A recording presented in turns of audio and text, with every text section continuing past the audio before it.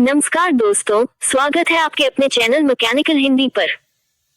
आज हम जानेंगे कि एक विंड टरबाइन कैसे बनाई जाती है और इसकी निर्माण प्रक्रिया क्या होती है। पवन ऊर्जा दुनिया की सबसे तेजी से बढ़ती अक्षय ऊर्जा स्रोतों में से एक है। चलिए इसे विस्तार से समझते हैं। 1. Site selection. किसी भी विंड टरबाइन को स्थापित करने से पहले सही स्थान चुनना बेहद जरूरी होता है। इसके लिए इन बातों का ध्यान रखा जाता है। हवा की औसत गति 8 से 25 मीटर पर सेकंड होनी चाहिए। खुला क्षेत्र जहां कम रुकावटें हो। बिजली ग्रिड के नजदीक हो।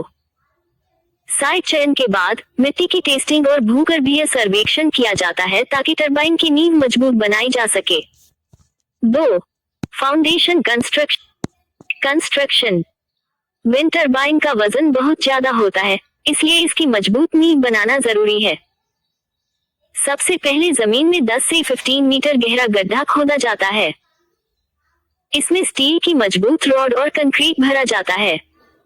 इसे 3 से 4 हफ्तों तक सूखने दिया जाता है ताकि यह पूरी तरह से सेट हो जाए। 3. टावर का निर्माण।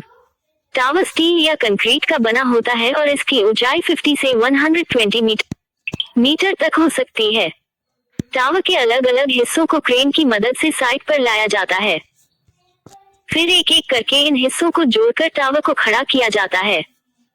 4. नेसेल और जनरेटर इंस्टॉलेशन। टावर के ऊपर नेसेल को स्थापित किया जाता है।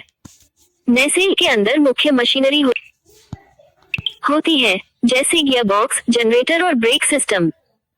इसका काम हवा से प्राप्त ऊर्जा को मैकेनिकल और फिर इलेक्ट्रिकल एनर्जी में बदलना होता है। 5. ब्लेड्स की इंस्टॉलेशन।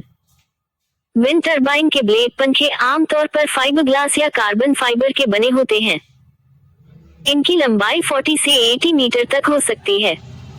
ब्लेड्स को हब से जोड़ा जाता है और फिर नेसेल से फिट किया जाता है। इसके लिए क्रेन और हाइड्रोलिक जैक का इस्तेमाल किया जाता है। 6. इलेक्ट्रिकल कनेक्शन और टेस्टिंग। टरबाइन को ग्रिड से जोड़ने के लिए पावर केबल्स लगाए जाते हैं।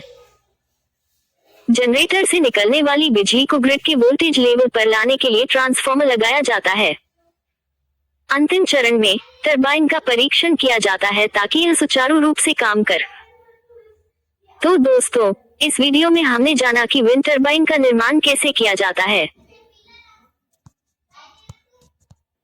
यदि आपको ये जानकारी अच्छी लगी हो तो वीडियो को लाइक, शेयर और चैनल को सब्सक्राइब कर मेंटेनेंस कैसे करें। पवन टरबाइन का सही तरीके से रखरखाव मेंटेनेंस करने से इसकी कार्यक्षमता बढ़ती है और ये लंबे समय तक सुचारू रूप से काम करती है। मेंटेनेंस मुख्य रूप से 2 प्रकार का होता है। 1. नियमित मेंटेनेंस। यह मेंटेनेंस टरबाइन को खराब होने से बचाने के लिए किया जाता है। 2. मरम्मत मेंटेनेंस। जब कोई खराबी आ जाए तो उसकी मरम्मत की जाती है। 1. नियमित मेंटेनेंस के स्टेप्स। 1. Daily inspection. टरबाइन के आसपास किसी भी तरह की रुकावट या गंदगी को हटाएं। किसी भी असामान्य आवाज, वाइब्रेशन या ढीले पार्ट्स की जांच करें। इलेक्ट्रॉनिक कंट्रोल पैनल और डिस्प्ले में किसी भी एरर को नोट करें। B. Monthly inspection. गियरबॉक्स और बेयरिंग में लुब्रिकेशन, चिकनाई की जांच करें और जरूरत हो तो नया ग्रीस डालें। ब्रेक सिस्टम को चेक करें ताकि किसी भी आपात स्थिति में ये सही से काम करे। बोल्ट और नट्स को टाइट करें ताकि कंपन से यह ढीले न हो। C. 6 monthly and annual maintenance. Blade पंखों की दरारों और घिसाव की जांच करें। इलेक्ट्रिकल कनेक्शन और वायरिंग की टेस्टिंग करें। गियरबॉक्स और हाइड्रोलिक सिस्टम के तेल को बदलें। टावर स्ट्रक्चर की जंग और किसी भी क्षति की जांच करें। 2. मरम्मत मेंटेनेंस। जब किसी खराबी के संकेत मिले तो तुरंत मरम्मत करें। अचानक बंद हो जाना, कंट्रोल पैनल में एरर कोड चेक करें और सिस्टम को रीसेट करें।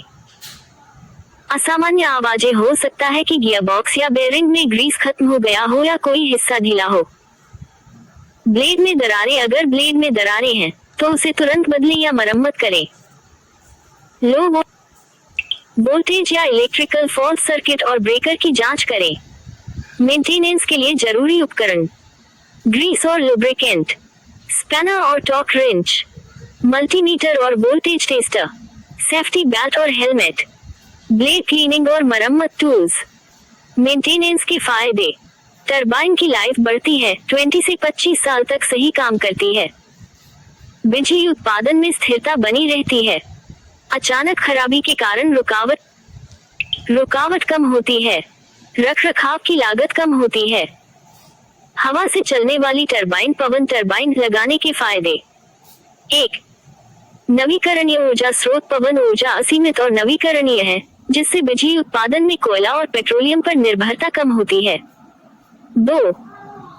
पर्यावरण के अनुकूल: यह ऊर्जा उत्पादन के दौरान कार्बन डाइऑक्साइड और अन्य हानिकारक गैसों का उत्सर्जन नहीं करती, जिससे प्रदूषण कम होता है।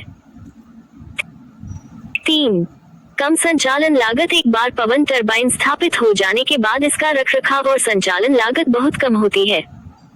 4. स्थानीय रोजगार के अवसर: पवन टरबाइन लगाने और उसके रखरखाव के लिए स्थानीय लोगों को रोजगार मिलता है। 5. कृषि भूमि का उपयोग बना रहता है: पवन टरबाइन खेतों में भी लगाई जा सकती हैं, जिससे किसान अपनी खेती जारी रख सकते हैं और अतिरिक्त आय भी प्राप्त कर सकते हैं। 6. ऊर्जा आत्मनिर्भरता: पवन ऊर्जा से बिजली उत्पादन करने से देश की ऊर्जा आत्मनिर्भरता बढ़ती है और आयात पर निर्भरता कम होती है। 7. लंबे समय तक लाभकारी: एक बार टरबाइन लगाने के बाद ये 20 से 25 वर्षों तक बिजली उत्पादन कर सकती है। 8. जल की आवश्यकता नहीं: पवन ऊर्जा उत्पादन के लिए पानी की जरूरत नहीं होती, जिससे जल संकट वाले क्षेत्रों में यह एक बेहतर विकल्प बनता है।